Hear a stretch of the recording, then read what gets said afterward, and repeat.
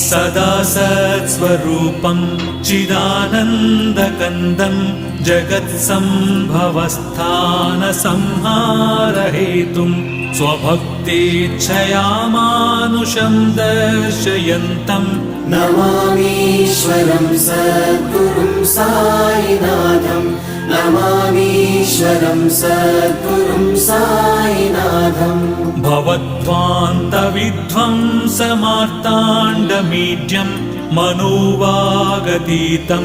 मुनिर्ध्यानगम्यं जगद्व्यापकं निर्मलं निर्गुणं त्वां नमामीश्वरं सद्गुरुं साईनाथं